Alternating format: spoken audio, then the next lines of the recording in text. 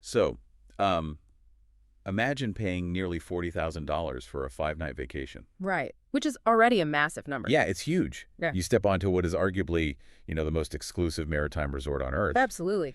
The suite is massive. Hmm. The architecture is just breathtaking. And the crew, they know your name without even asking.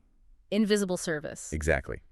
But then you sit down for dinner at this stunning 7-seat omakase counter, right? You order a piece of Wagyu beef, and the waiter hands you a bill. Yeah. It's wild. So welcome to the deep dive. It's just such a profound psychological friction point. And, it is entirely intentional. And that friction is exactly what we are unpacking for you today. Yeah. Because we are looking at a hospitality landscape that is, it's going through a massive, unprecedented shift. A total paradigm shift, really. Yeah. An ultra-exclusive, fiercely expensive, land-based resort brand. Aman. Right, Aman. They've decided that their next logical step is to float. Which is a huge leap. It really is. And they are doing it with a financial model that is going to catch a lot of very wealthy people completely off guard. Oh, absolutely. Because it completely defies the conventional wisdom of, what ultra-luxury at sea is actually supposed to look like. Right. We are moving away from that standard everything is included model, the one that legacy luxury cruise lines have championed for, decades? Decades, yeah. And we're entering this era of absolute hyper-capitalized curation. So to guide you through this, Yeah. we're basing today's analysis on a really comprehensive 2026 guide. It's a fantastic resource. It is. It's by travel and cruise specialist Yvonne Junior Blanchette from Area Voyages. Right. And it's titled Aman at Sea, Yep. What it is, how it works, and what to expect in 2027. And Yvonne's analysis is just an absolute gold mine. Oh, yeah. It rips right past the glossy marketing renders. Exactly. It looks at the brutal mechanics of it all. The actual naval architecture. Yes. And the regulatory loopholes. Which are fascinating. They really are. And, of course, the exact pricing structure for this brand new vessel, which is named Amangati. Amangati. So I think the value of this specific source material is that it forces us to ask a really difficult question. How do you translate a brand rooted in stillness? Right. A brand rooted in literal bedrock. Yeah, how do you put that onto a 23,000 gross ton mechanical object? A machine that has to deal with weather and engine vibration and port authorities. It's a monumental challenge. So before we get into the actual nuts and bolts of the steel hull, let's look at the DNA of the brand itself. That's a good place to start. Because if you follow luxury travel, Aman isn't really just a hotel chain. No, it operates almost like a cult. It does. And I don't use that word lightly. Yeah. But we need to look past the standard Wikipedia history. Right, founded in 1988. Yeah, by Adrian Zicha in Phuket, Thailand. The Aman Puri. Exactly. Yes, it started as a private retreat for friends. Yeah. But what actually matters for this floating venture is the business strategy behind that history. Exactly. From day one, the entire strategy was built on a deliberate, unapologetic barrier to entry. Unapologetic is the perfect word for it. Yvonne's guide actually highlights a really crucial data point here. When Aman Puri opened, their rates were reportedly 5 times higher than their local luxury competitors. 5 times? That's insane. Right. And that wasn't just to cover their operating costs. No, that pricing strategy was an aggressive filter. Exactly. It was a way of saying, we are not competing on price. We are competing on the total absence of everyone else. The absence of people. I love that. Yeah, by pricing themselves in the absolute stratosphere, they cultivated this specific demographic. People who valued isolation over, gaudy opulence. Right. The architecture didn't scream for attention. It deferred to the landscape. Very small room counts. Incredibly secluded locations. And just this absolute obsession with integrating into the local environment. I mean, today, there are 36 properties across 20 countries. And the defining characteristic of almost all of them is this operational philosophy of invisible service. Okay, yes. Invisible service. Let's really dig into that. It's crucial. It is, because I want you, the listener, to understand how it physically works before we try to put it on a boat. Right. The standard ratio they boast is roughly 6 staff members for every single guest. 6 to 1, which is staggering. But the point isn't to have 6 people hovering around you with silver trays, right? No, not at all. The point is absolute frictionless existence. Right. You leave your pavilion to go to the pool, and by the time you return, maybe 15 minutes later, your room has been made immaculate. Your towels are refreshed. Your favorite book is placed precisely where you left it. But You never actually saw a housekeeper. Exactly. And they rely on an immense footprint of physical space to pull that off. Yeah, gardens, hidden pathways, sprawling acreage. You need all that space to hide the machinery of that service. The staff essentially operates in the negative space of the resort. Okay, so I get how that works when you have like 100 acres of Balinese jungle. Sure. But in 2014, real estate developer Vladislav Doronin bought the brand. For $358 million. Yeah, massive deal. And under his leadership, the strategy shifted. It did. They took this philosophy of horizontal isolation and they tried to make it vertical. Right. They went into urban spaces, like Aman, Tokyo. And Aman, New York, Yeah. which was a very crucial intermediate step for them. Why do you say that? Because building a vertical sanctuary in the middle of Manhattan forced the brand to figure out how to maintain that aura of absolute quiet. Oh, right. Yeah, how to do that invisible service within strict physical constraints. You don't have acres of jungle anymore. You have elevator shafts. And floor plates. That urban expansion gave them the institutional confidence to attempt the ultimate confined space. Which is a ship. Exactly. Okay, let's talk about the structure of this maritime venture, because they aren't just, slapping their logo on an existing cruise ship. Oh, not at all. Aman Sea is a massive joint venture. It was created in 2023 between the Aman Group and Cruise Saudi. And Cruise Saudi is the cruise development arm of Saudi Arabia's public investment fund, the PIF. Right, and they created a completely bespoke operating entity just for this project. Neptune Co. Neptune Co., yeah. So this partnership is critical to understand the scale of ambition here. You have Aman providing the obsessive luxury philosophy. And the PIF providing near limitless capital. And strategic maritime ambitions, yes. They laid the keel in Genoa, Italy at the T. Mariotti shipyard. They are building a highly capitalized, ground-up operation. But I keep coming back to the fundamental tension here. The movement. Yes, you are taking a brand whose entire product is immobility. The absolute stillness of a Kyoto forest. Or a Utah canyon. Yeah. And you are putting it on a moving, vibrating machine. Well, Yvonne's guide does mention they have a tiny bit of maritime history. Oh, right, the Almandira. Yeah, a traditional Indonesian wooden sailing ship they've run since 2015. But wait, that holds, what, 10 people? 10 guests, yes. Scaling from a 10-person handcrafted wooden boat to a 23,000 gross ton super yacht feels like... Like a high-wire act with no net. Yes, exactly. Well, it is the defining vulnerability of the whole project. On land, the stillness is organic. Right. On the ocean, you have to engineer the stillness. Engineer the stillness. Yeah. I mean, the vessel Amangadi, it translates from Sanskrit to peaceful motion. So they are acknowledging the tension right in the name. They are. But achieving peaceful motion on a commercial vessel requires a staggering amount of hidden engineering. Which brings us directly to the numbers. And the numbers are wild. If you are familiar with the cruise industry at all, the numbers Yvonne lays out in this guide are going to break your brain. They really challenge your assumptions. Let's look at the core math of exclusivity. This is our first major focus point. The Amangadi is 23,000 gross tons. And just for context, gross tonnage is a measure of internal volume, right? Not weight. Good point, yeah. So it's a measure of physical space. A typical cruise ship of that volume might easily carry, 300 to 400 passengers. Easily. But Amangadi, Exactly. 47 suites. which means a hard cap of 94 guests. 94 guests. That is so small. And to service them, there are approximately 190 crew members. So that is a 2-to-1 crew-to-guest ratio. 2 crew members for every single passenger. Yvonne's guide is very strict on this point. That is the highest crew-to-guest ratio of any commercial yacht currently operating or even in development in the ultra-luxury sector. The highest in the entire market. It is completely unprecedented at this scale. Even the entry-level suites are massive. Yeah. The guide says they start at 530 square feet. For an entry-level room on a ship. Right. But I have to stop you there, though, because you called it a commercial yacht just now. Well, technically speaking, Sure, but the guide actually calls it a floating Aman resort. that's a very sharp distinction. Right, because is this actually a cruise ship, or is it just a billionaire's mega yacht that sells tickets? That goes right to the heart of the design brief.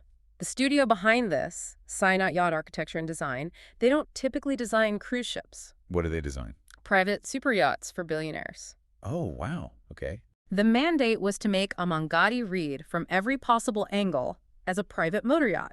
So it is fundamentally not a cruise ship. No. By capping the passenger count at 94, they are deliberately replicating the exact population density of an Aman land property. Which usually sits right around that 20 to 40 room mark. Exactly. It's an Aman hotel, just floating. Okay, but let's go back to that invisible service problem we talked about earlier. The logistics of it. Yeah. We talked about how they hide staff in a jungle. How on earth do you hide 190 crew members on a ship when you only have 94 guests? It sounds like a nightmare. It really does. The crew needs to sleep, they need to eat, they need recreation, Right. and they need to move around the ship to clean the suites and deliver food. This is where naval architecture becomes a form of operational magic. Operational magic, I like that. To achieve that 2-to-1 ratio without the guests feeling suffocated by staff presence, Sidon Architecture had to design a completely parallel internal universe. Wait, a parallel universe? Yeah, we're talking about double hull service corridors. Oh, wow. Acoustic buffering and sound dampening materials layered between the crew quarters and the guest decks.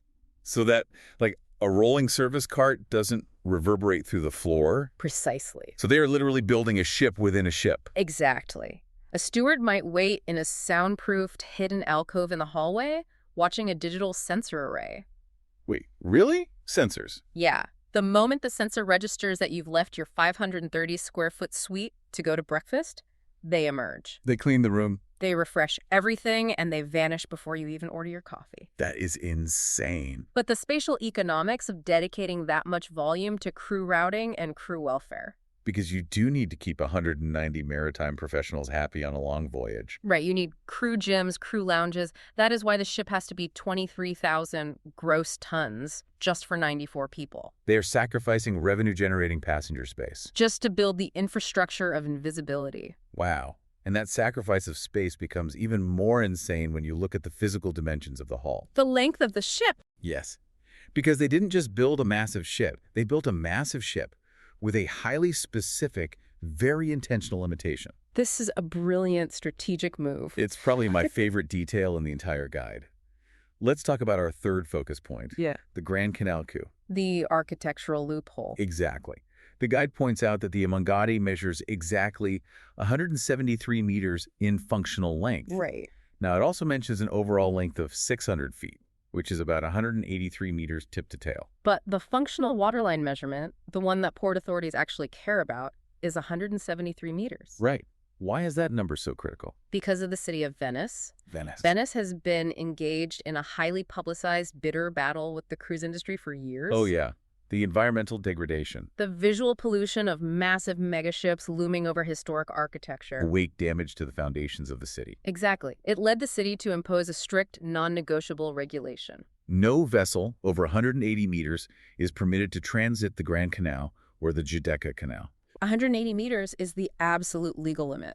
And if you look at the market, every single other hotel-branded ultra-luxury yacht currently in service or under construction. They exceed that limit. Every single one.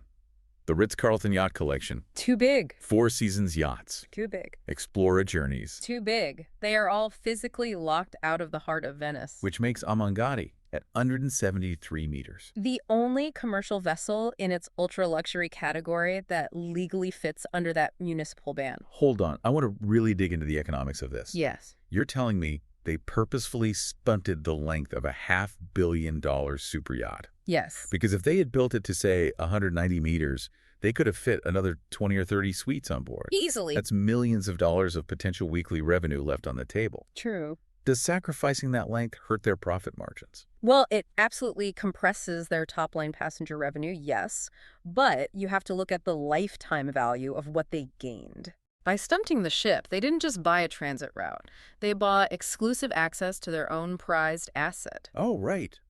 Omagad operates a hotel in Venice. Housed in the 16th century Palazzo Papadopoli. Right. Because Amangati is under the 180-meter limit, it can transit the canal and more directly adjacent to their own historic property. That is just, it's a breathtaking flex. It really is. It's like building a custom multi-million-dollar sports car and dictating the exact width of the chassis solely so it fits perfectly through the private stone gates of a historic castle that you also happen to own. That's a perfect analogy. And by doing so, you ensure that literally no other competitor on Earth can park in your driveway. It is the ultimate manifestation of strategic urban navigation. It's wild. The architectural design of a modern superyacht was entirely subservient to a local municipal regulation. They looked at the law, they looked at their existing real estate portfolio, and they engineered a 173-meter loophole. They secured absolute unchallenged geographic exclusivity before the first piece of steel was even cut in Genoa. Exactly, which totally shifts the value proposition for the buyer. Right. If you book this, you aren't just buying a nice suite on a boat. No, you are buying a key to a locked city. Aman is selling you the thrill of legally circumventing the rules that apply to everyone else. And frankly, that is a hell of a product to sell to a billionaire. But that level of geographic and spatial exclusivity, it requires a pricing model that reflects the sheer inefficiency of the math. It does. Which brings us to the most practical and potentially jarring section of Yvonne's guide. Yes, if you are listening to this and actually considering booking this for 2027, you need to pay very close attention to this next part. Absolutely. Let's talk about the peak market pricing and the reality of the a la carte model. Focus points 2 and 4. Right, because the prices are staggering, and what you get for that price is, well, it's counterintuitive. The structure operates strictly on a per-suite basis. Not a per-person basis. Right, which is already a departure from standard cruise industry pricing. So according to the 2026 data, a 5-night voyage starts at $38,500 per suite. Yep. If you were looking at a 7-night voyage, early bookings are hitting $54,600. And keep in mind, these are the starting launch prices for the entry-level suites. Right. If you want peak summer dates, or the Monaco Grand Prix sailing, or the massive Aman suite, those numbers go substantially higher. So to understand the market positioning, we have to break that down to a daily expenditure. Right. If 2 guests share that entry-level suite on a 5-night sailing, the cost starts at roughly $3,850 per person per night. Nearly $4,000 a night per person. That specific price point is incredibly telling. How so? It catapults Amangati completely out of the orbit of legacy luxury lines like Seabourn or Silversea. Oh, for sure. It places it significantly above the Ritz-Carlton Yacht Collection. So who is the competitor? The only direct competitor in this specific financial stratosphere is Four Seasons Yachts. But here's the hook. Here is the friction point I mentioned at the very beginning of the deep dive. The inclusion model. Yes. You are paying $4,000 a night. Yeah.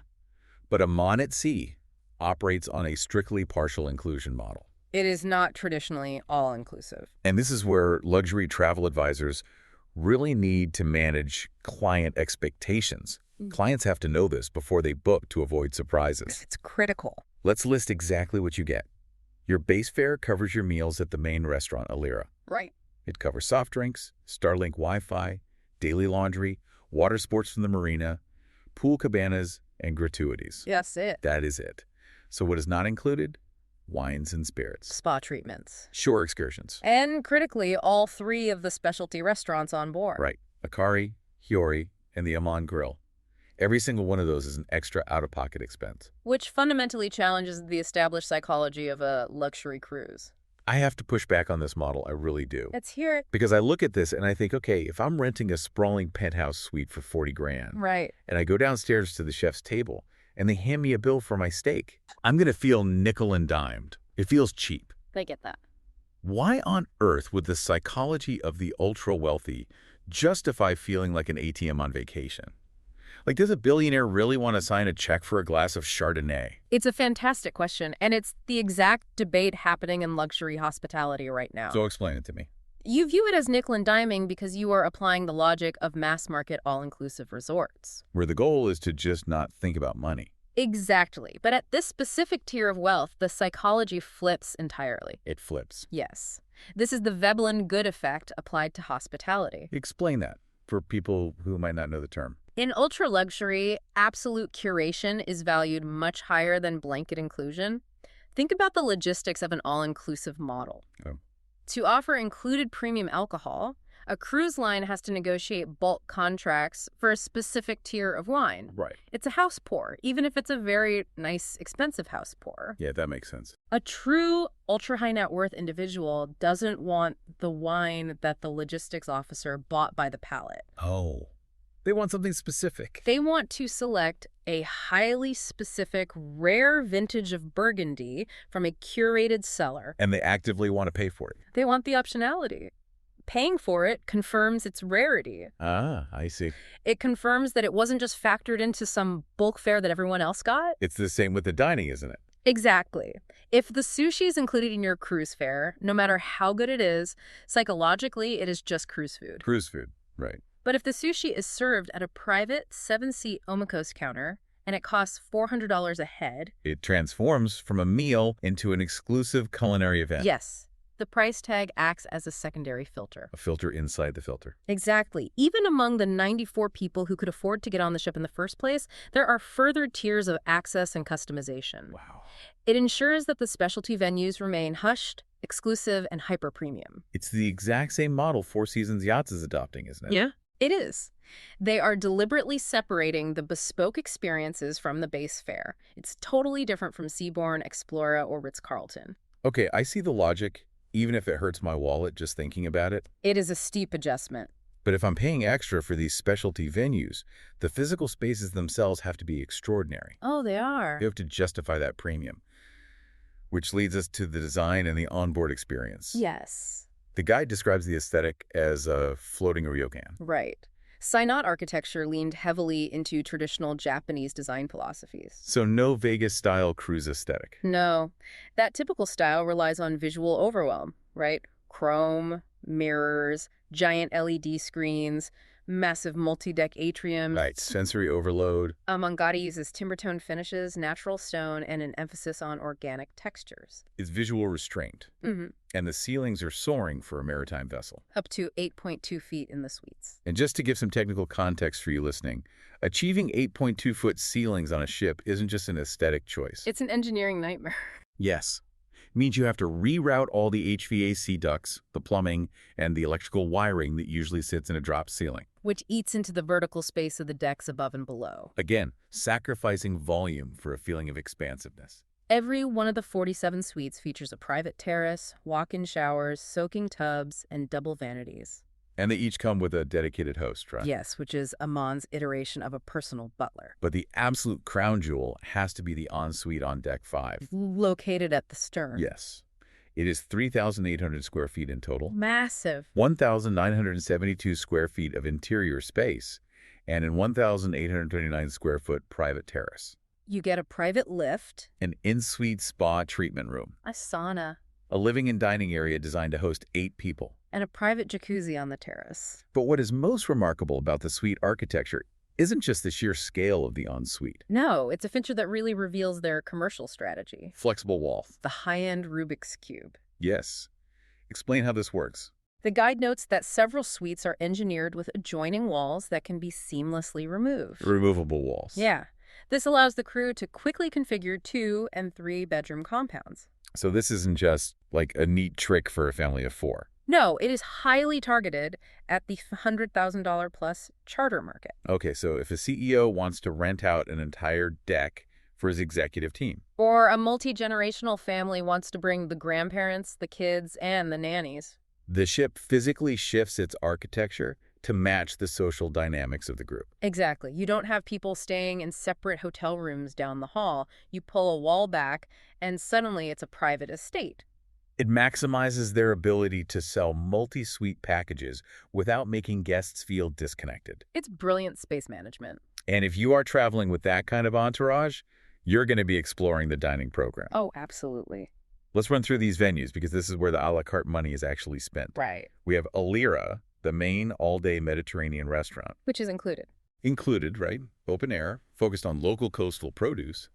But then you hit the specialty spots. Starting with Akari. The Japanese washoku concept. Right. Yvonne's guide explicitly notes that washoku is recognized by UNESCO as an intangible cultural heritage. Wow. And this is the omakase counter we discussed earlier.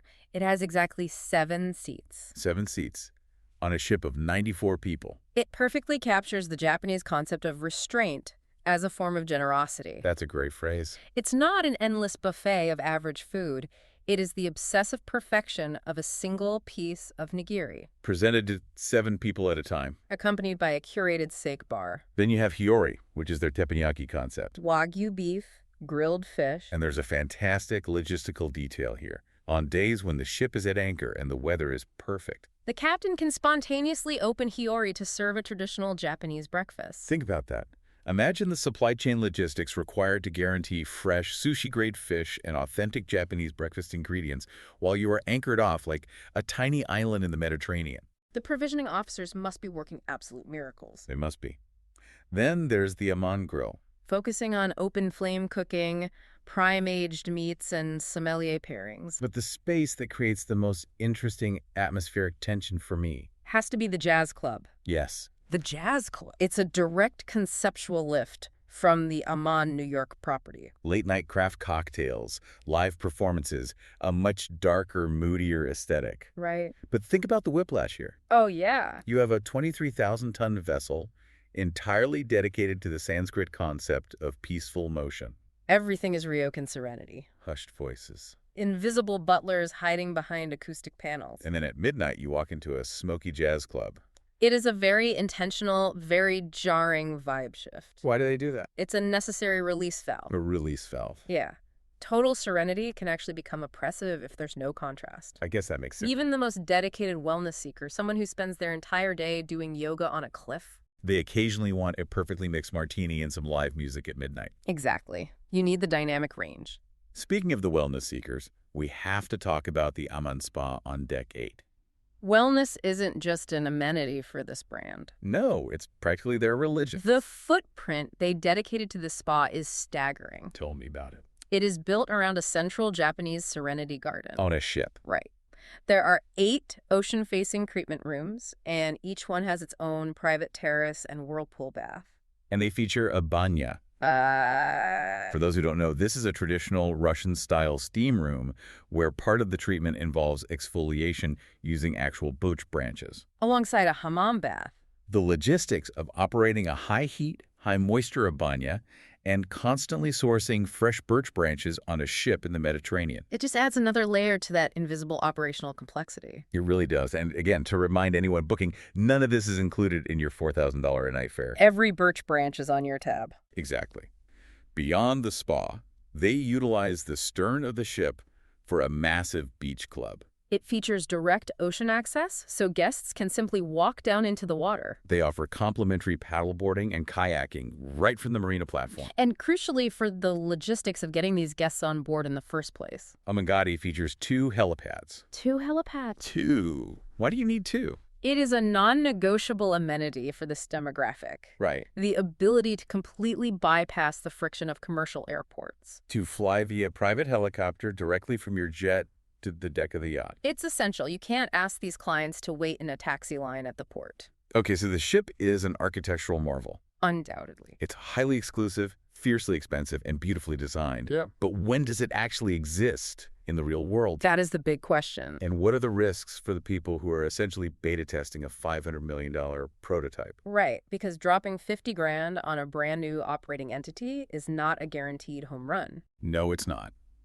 This leads us to our final core focus point, the inaugural season and the reality of the first mover dilemma. So Yvonne Blanchette's timeline in the guide is very clear. Reservations opened in January 2026. And the maiden voyage is scheduled to depart Palma de Mallorca on May 7, 2027. Sailing a 6-night itinerary that ends in Nice. And if you look at their port strategy for that first summer in 2027, it reveals exactly how they're leveraging the ship's size. Right, the 173-meter loophole. Exactly. They're focusing heavily on the Mediterranean. The French Riviera, the Dalmatian coast, the Greek islands, Turkey. But because they're only 173 meters long, they can target highly intimate ports that the megaships physically cannot enter. Right, they aren't dropping anchor in massive, crowded industrial ports. They are targeting places like Bouly-sur-Mer, Go to Cerveau. Ponza, Gozo. And they're timing these sailings surgically to coincide with peak European social events. Oh, yeah. They have sailings scheduled around the Cannes Film Festival in May. And the Monaco Grand Prix in late May and early June. They are positioning Amangati not merely as transportation between cities, but as a floating VIP lounge. A lounge that grants you access to the heart of the European summer season. The guide identifies the target audience perfectly here.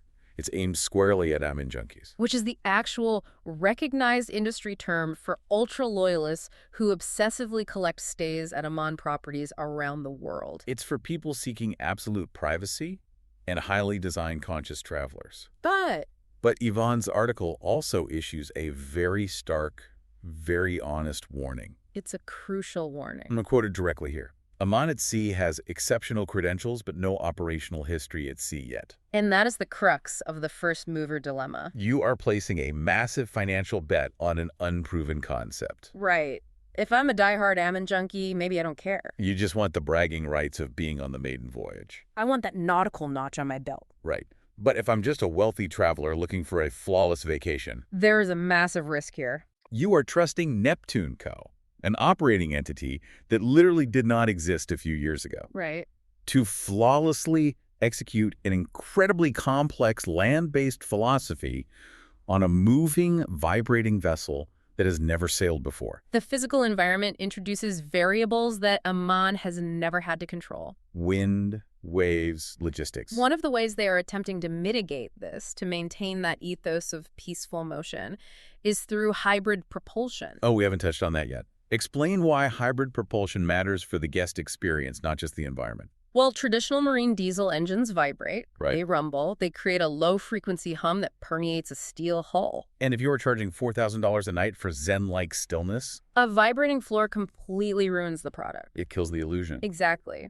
Hybrid systems, typically utilizing a combination of advanced fuel and massive battery banks, allow the ship to run entirely on electric power. While maneuvering in sensitive ports or holding position at anchor. Right, so when you are anchored off Ponza, the diesel generator shut down, And the ship runs on batteries. meaning zero emissions in the pristine water, but more importantly for the guest. Absolute dead silence. Exactly. It's an engineering solution to an atmospheric problem. That's brilliant. But even with hybrid propulsion, the operational risks remain high. Yeah, think about the service choreography. Will the crew truly be able to execute that 2-to-1 service ratio invisibly during a Mediterranean squall? Probably not easily. Will the provisioning team really be able to source the exact grade of Wagyu required for the omakase counter in a remote Greek port? It's a huge unknown, and when you compare it to the broader market, the risk becomes even more apparent. Let's look at Four Seasons Yachts. They are Aman's closest direct rival in this new space. But the first Four Seasons vessel launched earlier in 2025. Right.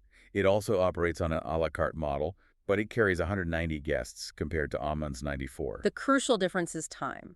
Because Four Seasons launched first. By the time Amangadi hits the water in May 2027, Four Seasons will already have 2 full years of operational history. 2 years of ironing out the supply chain kinks Refining the service flow. and learning how their hotel philosophy actually functions at sea. Aman will be learning all of those lessons in real time on day one with some of the most demanding clientele on the planet. And if you look at the legacy operators like Seabourn or Silver Sea, they have 3 decades of operational history at this luxury tier. A Seabourn captain and hotel director know exactly how to execute a flawless multi-course dinner service while navigating heavy swells.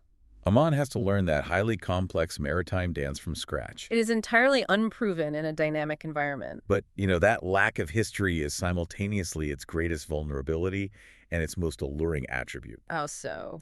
Because to the ultra-wealthy, a blank slate, an experience that literally no one else has ever had before, is highly intoxicating. That is very true. Exclusivity is often about being first. Exactly. So, as we pull back and synthesize everything we've unpacked from Yvonne Blanchette's 2026 guide, Let's recap. there are 5 absolute critical takeaways for you if you're trying to understand what Aman at Sea really represents. Go at 1.